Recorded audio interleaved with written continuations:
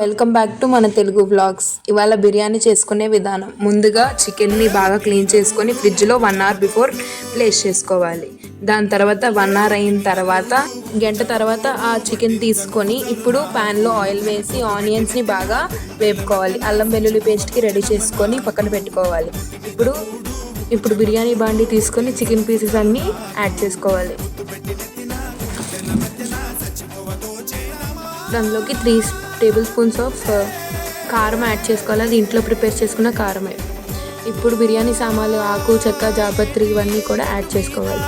Add చేసుకున్నాక ఏవైతే ఆనియన్స్ని డీప్ ఫ్రై చేసుకున్నామో అవి యాడ్ చేసుకోవాలి. ఇప్పుడు అందులోకి పుదీనా, కొత్తిమీర యాడ్ చేసుకోవాలి. తర్వాత టమాటా ఈర్కులు కోసుకొని పచ్చిమిరపకాయలు, కొత్తిమీర, ఉల్లిపాయలు యాడ్ చేసుకొని బాగా మిక్స్ చేసుకోవాలి.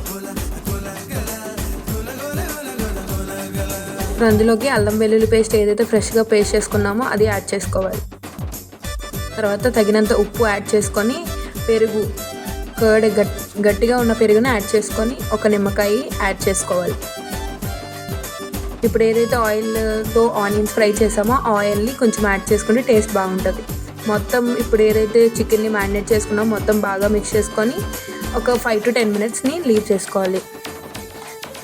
ఇప్పుడు ఏదైతే మ్యారినేట్ చేసుకున్న చికెన్ని 5 to 10 మినిట్స్ ఉంచేసిన తర్వాత దాంట్లో ఎవరెస్ట్ చాయ్ బిర్యానీ మసాలాని యాడ్ చేస్తాం. తగినంత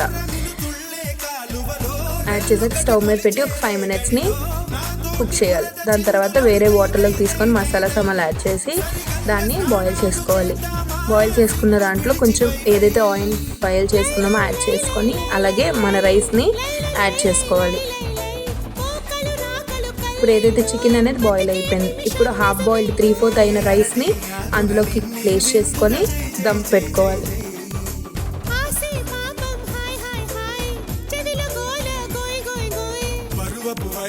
దానిపైన కొత్తిమీర, వీలైతే నెయ్యి కూడా వేసుకోవచ్చు. ఆనియన్స్, ఫ్రైడ్ ఆనియన్స్ బాగా గార్నిష్ చేసుకొని పాలల్లో ఫుడ్ కలర్ అనేది కలిపేసి, అది ఆప్షనల్, ఫుడ్ కలర్ వేసుకుంటే వేసుకోవచ్చు, లేదు. నిమ్మకాయ రసాన్ని వేసుకొని ఒక table spoon of oil add చేసుకోవాలి. యాడ్ చేసుకున్నాక దమ్ని పెట్టుకోవాలి. దమ్ పెట్టుకున్నాక బిర్యానీ రెడీ.